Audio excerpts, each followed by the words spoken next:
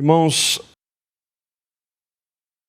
eu terminei alguns estudos sobre a palavra de Deus, sobre a Bíblia, que é a palavra de Deus, a inerrante, infalível palavra de Deus. E voltaria hoje nos estudos no Evangelho de João, mas eu queria, antes de retomarmos, trabalharmos um tema que todos nós que cremos no Senhor Jesus temos que lidar, que é este aí, quando o nosso familiar não crê no Evangelho. E por que tratar disso? É impossível que alguém que verdadeiramente tenha crido no Evangelho não tenha momentos de tristeza em relação a esse assunto. Todos aqueles que verdadeiramente creem em Cristo também têm que lidar com isso. Todos nós temos um familiar, seja um cônjuge, seja pai, mãe, filho, filhos, que não creem em Cristo. E por mais difícil que seja nós reconhecermos isso, nós sabemos qual é o destino destas pessoas, por mais que nós as amemos.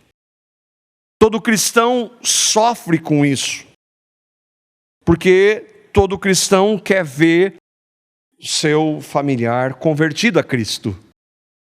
É importante nós tratarmos disso também, porque muitas vezes nesse desejo nós erramos. E eu talvez seja mestre nisso, em errar nesse sentido. Em por desejar isso na minha família, e eu tenho pessoas muito próximas que não creem no Evangelho. Quantas vezes eu não tive que clamar misericórdia ao Senhor por ter errado nesse sentido.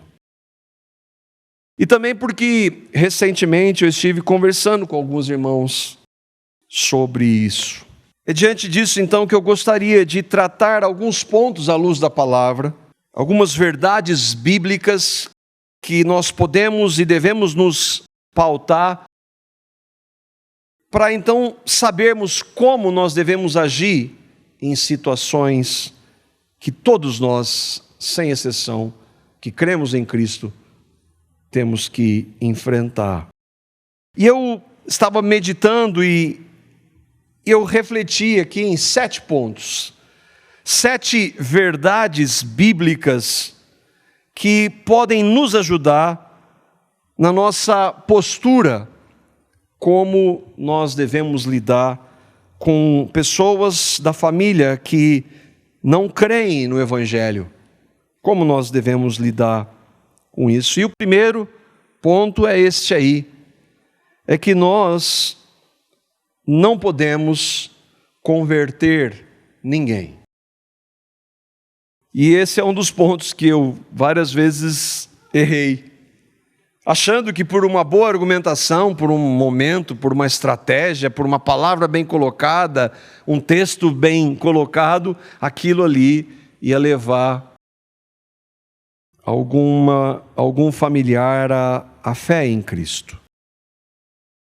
Eu espero que você que congrega com a gente já há algum tempo, você tenha clareza deste fato que não há nada, absolutamente nada, que nenhum de nós, o que qualquer um de nós que cremos de verdade em Cristo, podemos fazer para que alguém creia no Evangelho.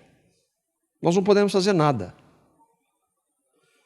Nós não podemos trocar alguém que tem um coração de pedra e trocar aquele coração por um coração de carne. Nós não podemos fazer com que alguém nasça de novo. Nem o nosso nascimento físico nós tínhamos qualquer poder. Quanto mais espiritual, nosso não tínhamos e muito menos dos outros. Nós não podemos fazer alguém que é cego ver.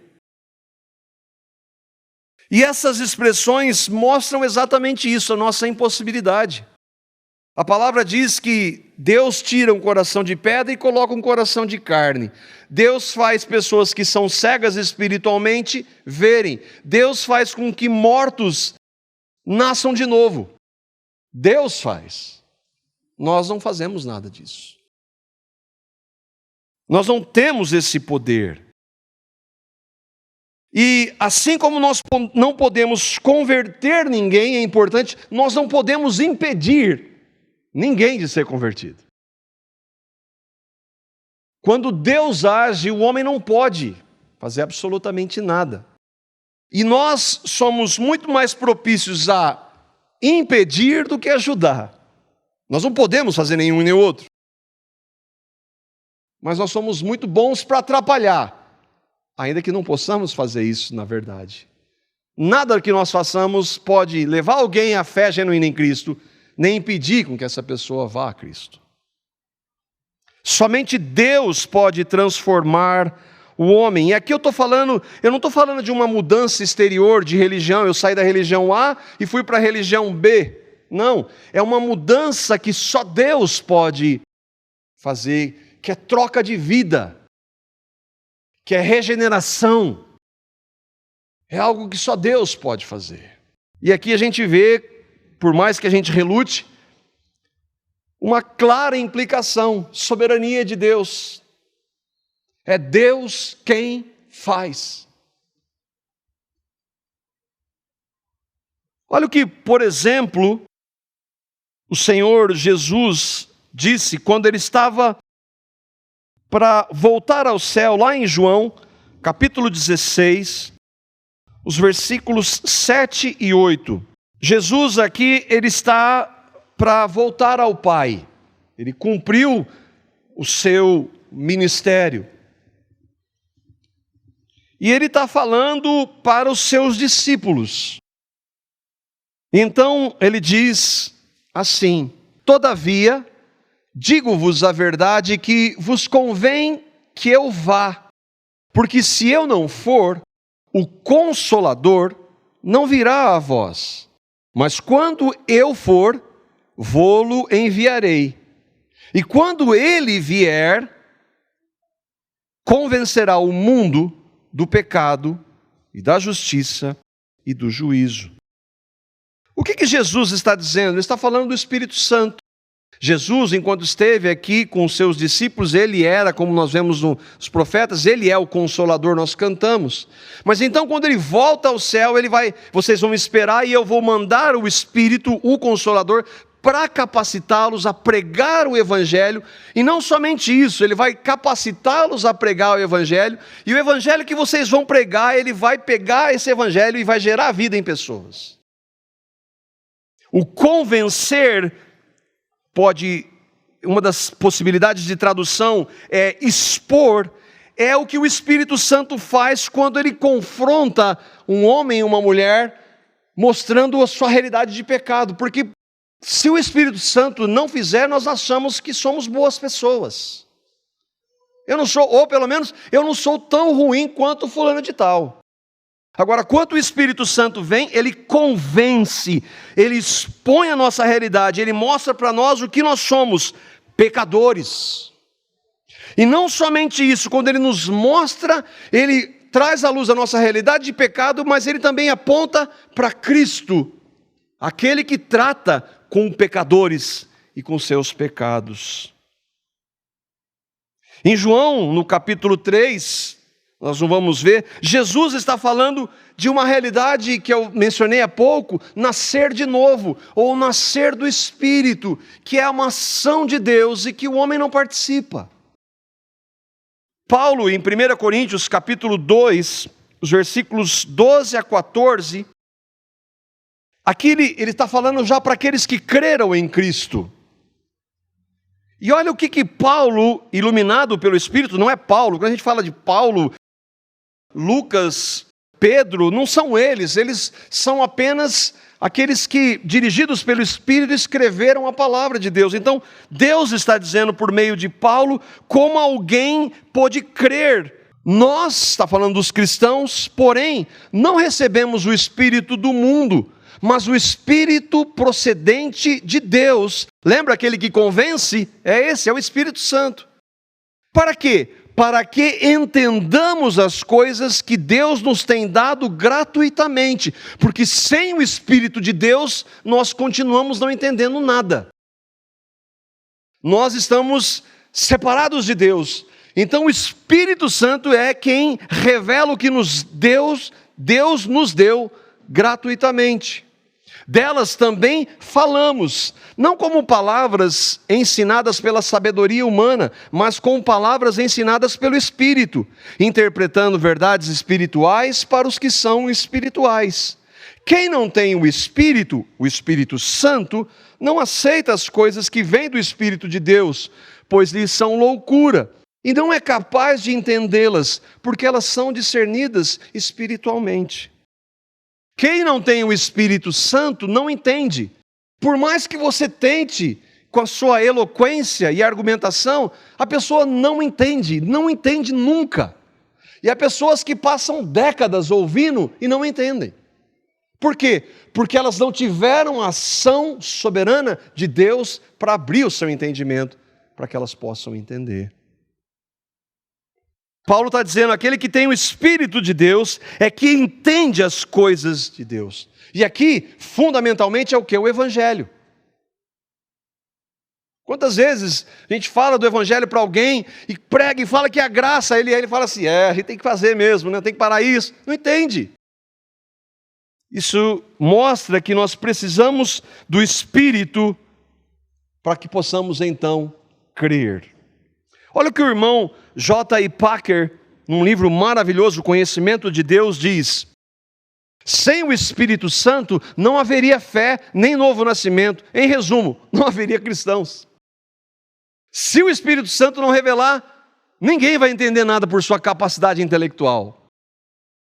E aí então, não existem quaisquer contextualizações. Hoje, e eu já fiz isso, misericórdia, não, vamos contextualizar o Evangelho. Não, eu tenho que pregar o Evangelho, porque Deus usa o Evangelho para converter alguém. Não há técnicas para atrair pessoas, a gente consegue. Apelos emocionais, conseguimos, dá para fazer. Eu já fiz. Colocar música, um filme, a pessoa chora, vai lá na frente, mas não tem a menor ideia do que é Evangelho. Por quê? Não teve revelação. Estratégias ou artifícios humanos que possam levar alguém a Cristo não existem. Aliás, e isso eu tenho pensado e pela graça de Deus eu fui perdoado, qualquer tentativa feita na carne, na força humana, é serviço ao Evangelho. Qualquer tentativa minha de levar alguém a crer pela minha força, eu estou fazendo um desserviço para o Evangelho. Não que isso vai impedir, mas eu não estou obedecendo a palavra que diz, pregue o Evangelho. E aí a gente começa a pensar, música atrativa. Eu já ouvi isso, menos tempo de pregação, porque cansa. Também não é para muito falar, por favor. Luzes, hoje está na moda. O Paul Washer, ele não mede muito as palavras, às vezes eu acho. Ele fala, nós usamos técnicas carnais para atrair pessoas carnais, que não têm o Espírito. Vocês não fazem isso? Graças a Deus, não. Porque o alvo aqui é a glória de Deus. E são os padrões de Deus, não os nossos.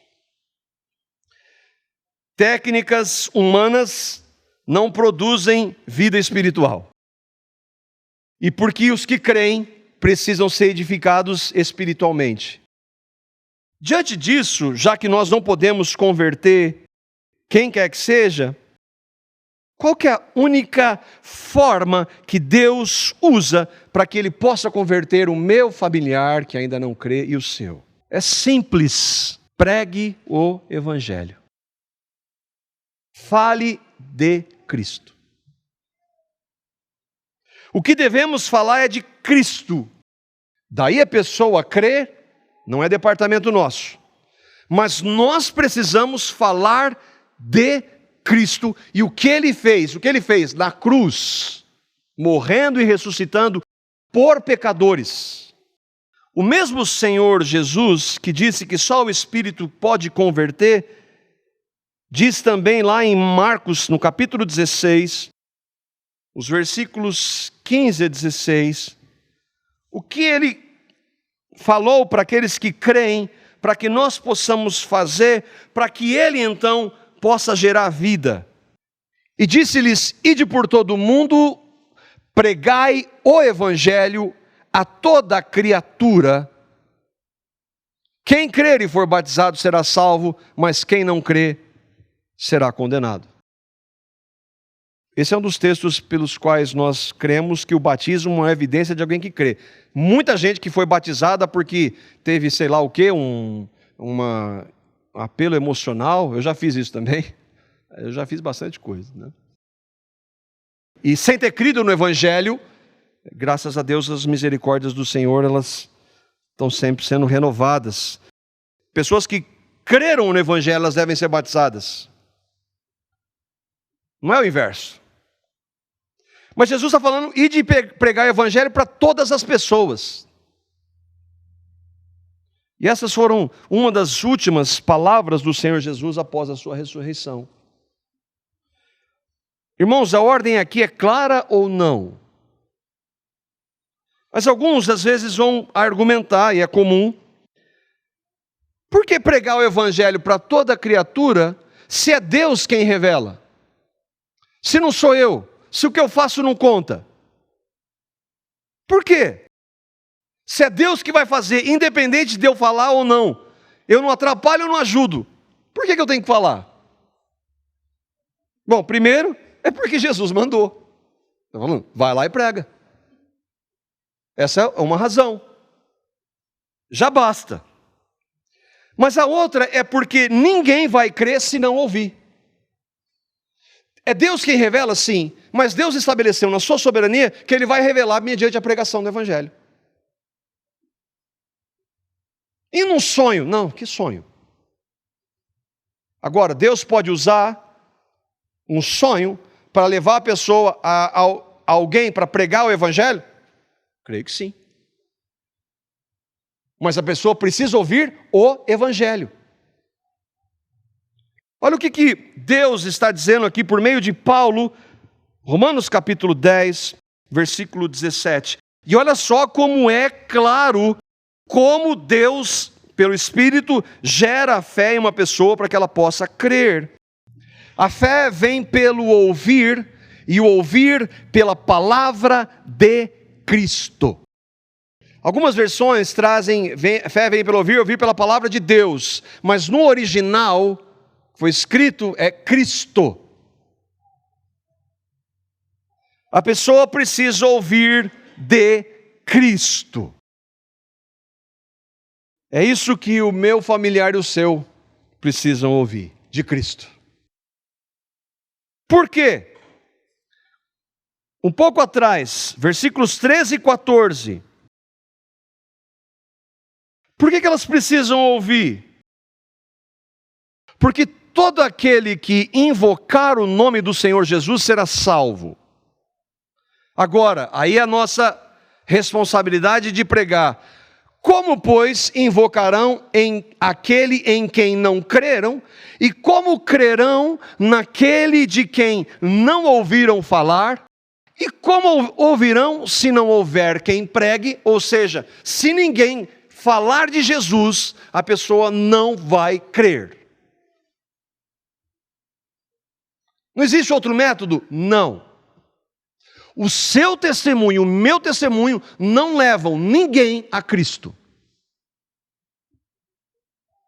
A fé vem pelo ouvir. Nós devemos pregar anunciar, proclamar o Evangelho. Não estamos dizendo então que você viva do jeito que você quiser. Mas por mais santo que eu e vocês sejamos, não é a nossa vida que vai levar uma pessoa à fé em Cristo, é o proclamar do Evangelho, porque a proclamação do Evangelho é que Deus usa mediante o Espírito para levar uma pessoa à fé.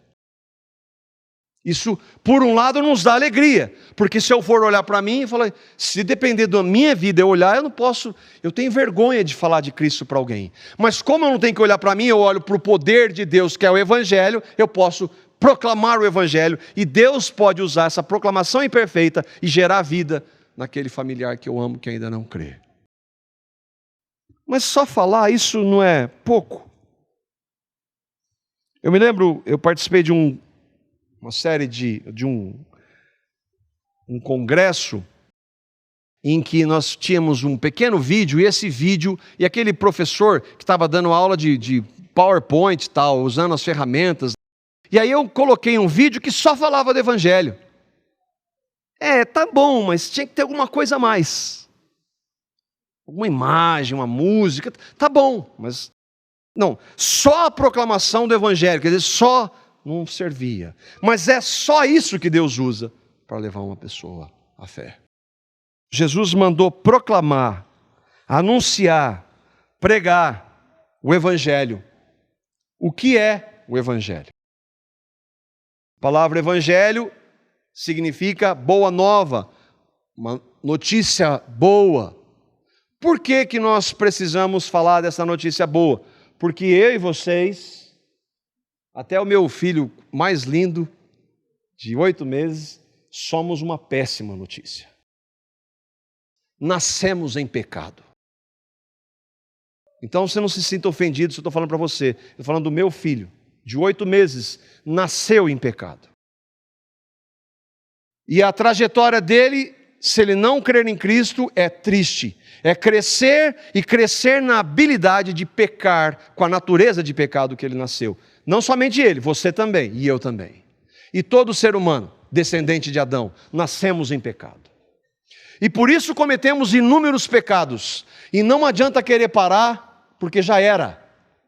Já nascemos em pecado, os inúmeros pecados que nós cometemos já nos separaram de Deus. Essa é a nossa notícia, minha e sua. Você não pode mudar isso. Mas vem a boa notícia, o Evangelho, que Deus amou pessoas, péssimas notícias como nós, que deu o seu Filho. Ele não é descendente de Adão, ele é o Deus encarnado sem pecado. Ele vem então e obedece tudo que Deus estabeleceu. E o seu ápice é lá na cruz, quando ele morre por pecadores como nós. Você está, não é para todos, você está entre aqueles por quem ele morreu. Qual é a evidência? Você crê. Você creu em Cristo.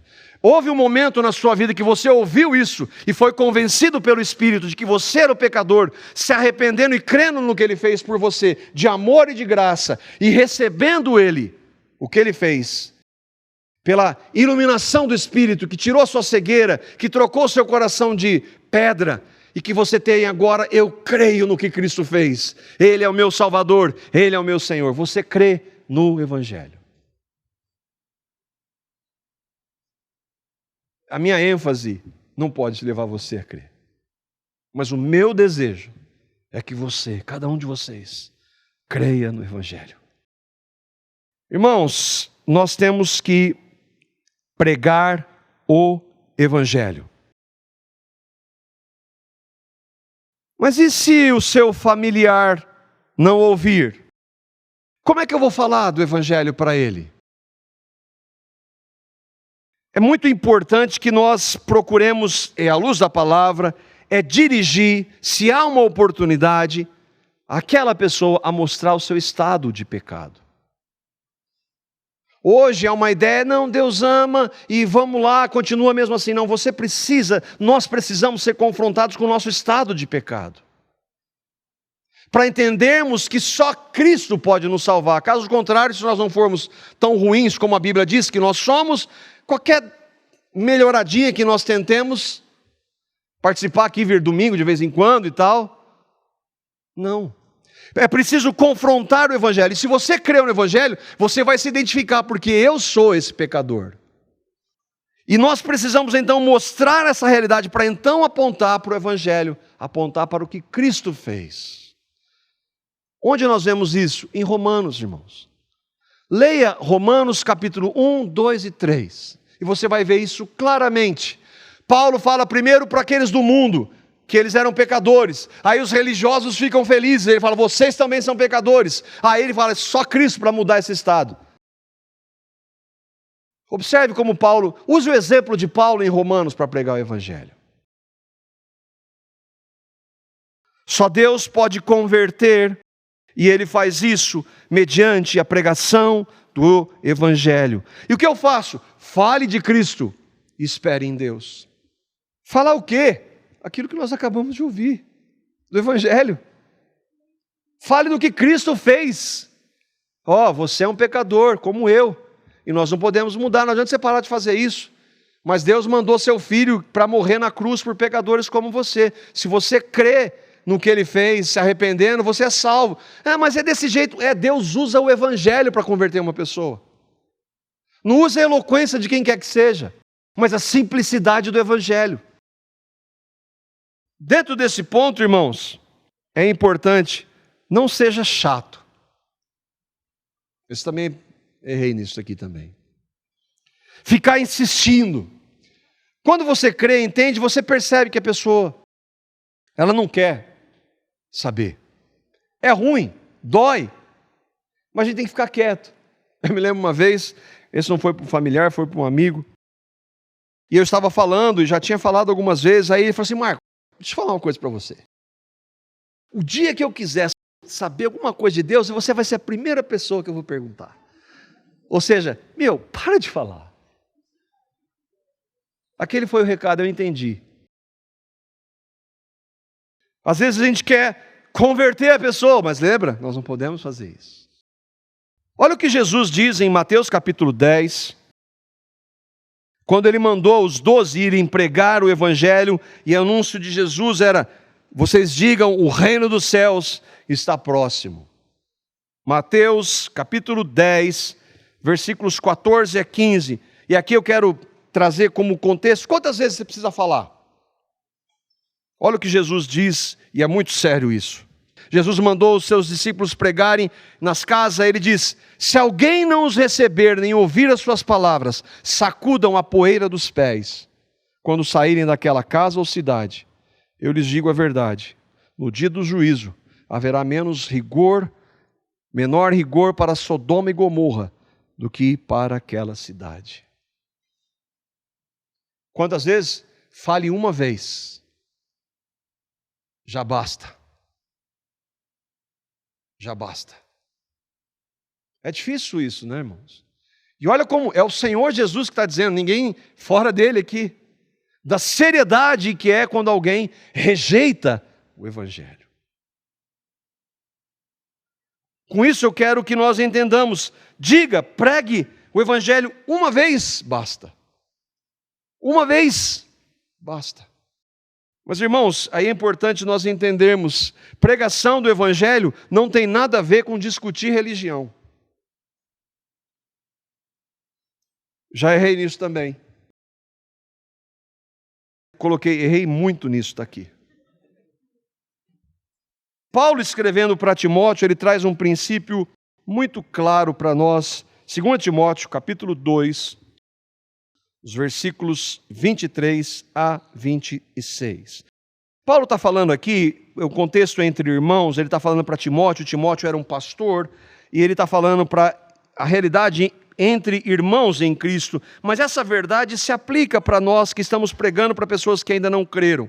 Diz assim, evite as controvérsias tolas e fúteis, pois você sabe que acabam em brigas.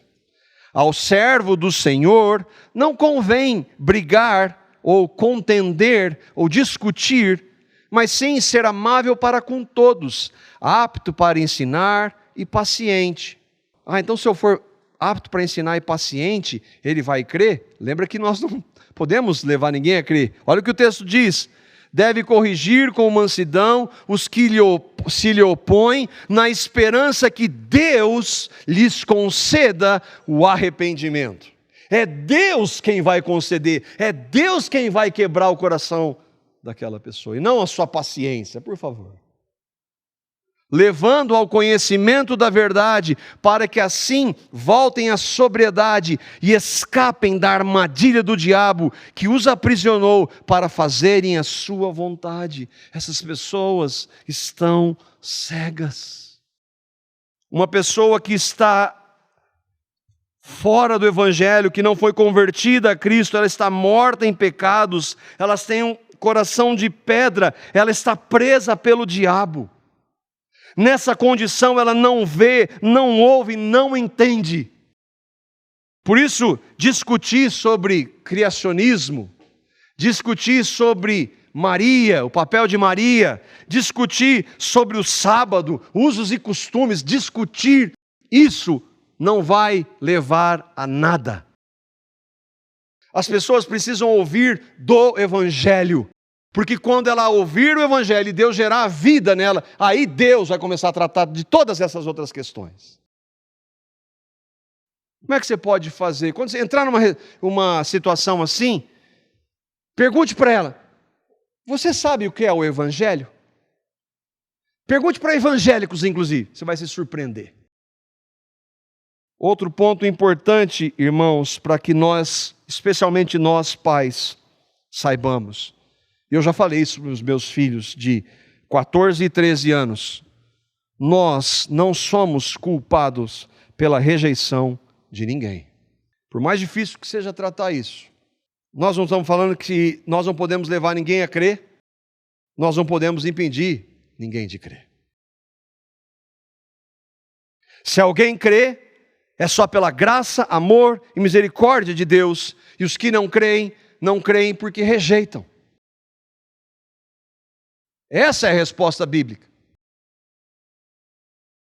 Todos somos individualmente pecadores. Todos precisamos ser individualmente salvos.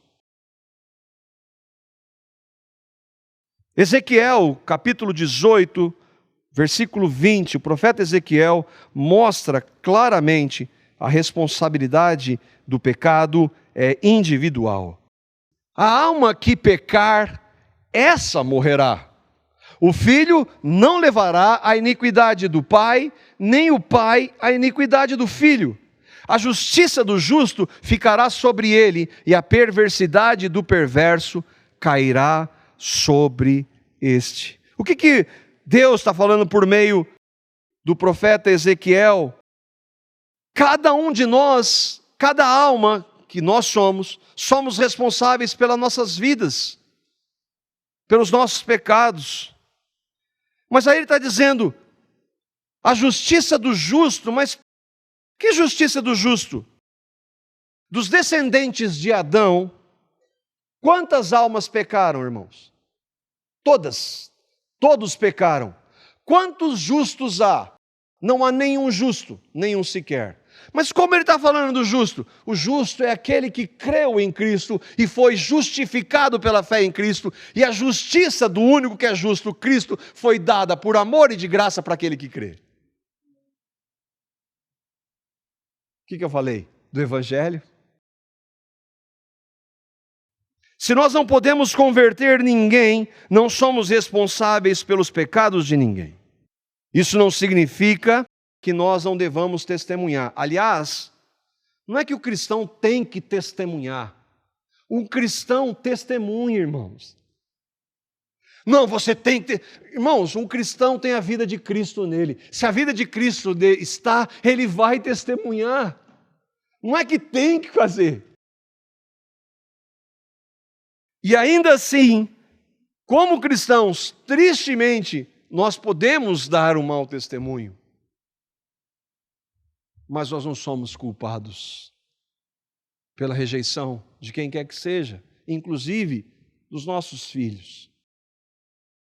A verdade, irmãos, é que os nossos familiares, que até hoje não creem, eles rejeitam o Evangelho porque amam os seus pecados. Irmãos, como nós éramos. Nós éramos assim, irmãos. Daí então, qualquer soberba, arrogância na hora de falar, é estupidez. É não reconhecer que foi por graça e por amor que Deus nos tirou do estado que eles estão hoje. Você vê que como nós tratamos e abordamos e pregamos o Evangelho, tem que ter outra conotação, tem que ser de confrontação com a verdade, sim, mas com amor, graça e misericórdia, na esperança de que Deus abra o entendimento. O quinto ponto, nunca compactue com o pecado do seu familiar. Às vezes, pessoas que estão querendo alcançar o seu familiar e aí ela quer estar perto dela e acaba, por amor, entrando em algo que é contra a palavra de Deus. Não faça isso por amor.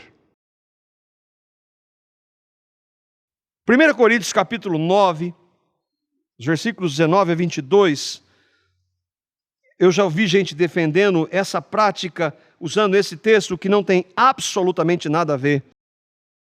Paulo está falando de ganhar alguns para Cristo. Mas lembra, Paulo sabe que não é ele. Ele está amando, ele está pregando o Evangelho na linguagem das pessoas, mas ele sabe que não é ele que faz. Olha o que ele diz. 1 Coríntios 9, 19 e 22 diz assim: porque sendo livre para com todos, fiz-me servo de todos para ganhar ainda mais. E fiz-me como judeu para os judeus, para ganhar os judeus, para os que estão debaixo da lei, como se estivesse debaixo da lei, para ganhar os que estão debaixo da lei, para os que estão sem lei, como se estivesse sem lei, não estando sem lei para com Deus, mas debaixo da lei de Cristo, para ganhar os que estão sem lei.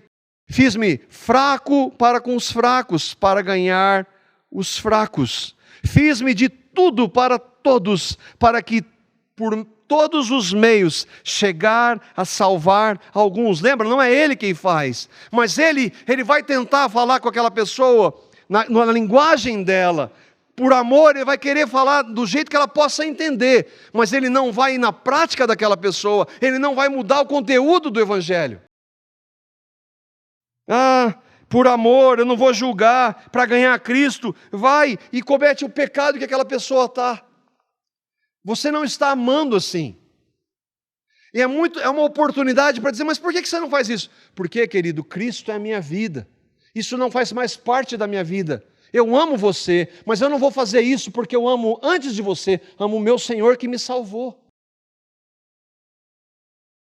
Nós precisamos, irmãos, mostrar que amamos mais a Deus do que os nossos filhos para aqueles que são pais. O ponto 6, ore enquanto há vida.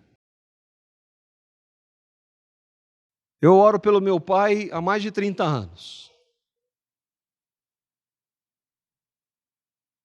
Enquanto ele está vivo, eu clamo ao Senhor para que Deus revele o Evangelho. Deus pode fazer, apesar de todos os meus erros, Ele é poderoso para fazer. Se Deus me salvou, Ele pode salvar qualquer um. E nós precisamos clamar a Deus pelos nossos familiares. Nós não podemos salvar. Não é a nossa eloquência na pregação. Mas Deus pode fazer. E por isso então nós devemos orar e clamar ao Senhor. Olha o que Paulo diz em Romanos, no capítulo 10, versículo 1.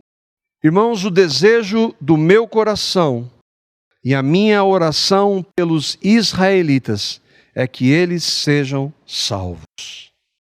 O que me impressiona, irmãos, é que Paulo está no capítulo 10 aqui de Romanos e ele acabou de passar pelo capítulo 9.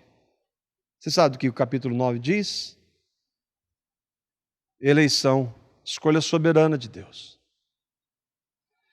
Paulo cria nisso, pregava isso, mas não impedia de orar e desejar o desejo do seu coração fosse pela salvação dos israelitas, que com absoluta certeza havia familiares dele que ainda não creram, ou haviam crido no Evangelho.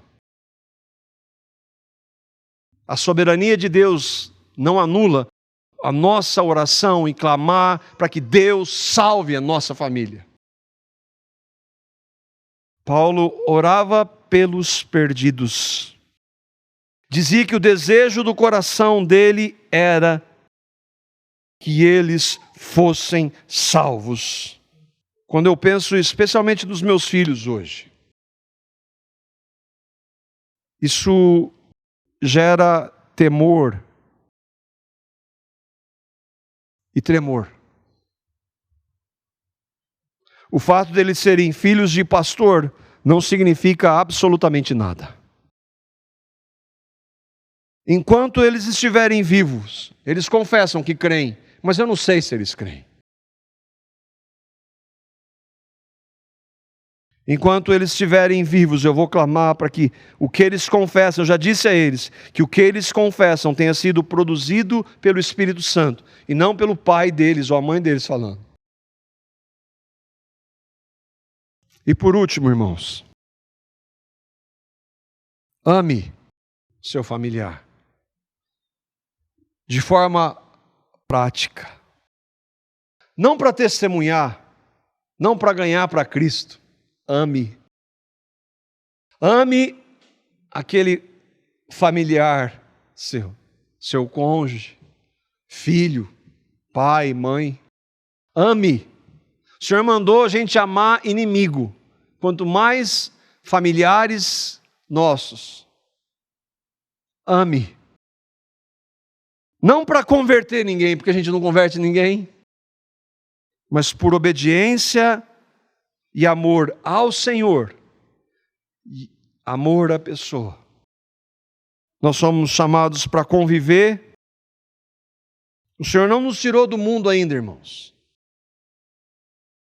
Nós somos chamados para tolerar, para aceitar, exatamente como o Senhor faz conosco hoje, sendo seus filhos. Eu já errei nisso também. O meu clamor é que o Senhor trate comigo em cada um desses pontos. Irmãos, vamos orar pelos nossos familiares que ainda rejeitam o Evangelho. Mas lembre-se, eu e vocês, se cremos hoje, também estávamos entre aqueles que rejeitavam. Coloque seu cônjuge, filhos, pais, diante do Senhor. Vamos orar e clamar para que o Senhor realize a obra que só Ele pode.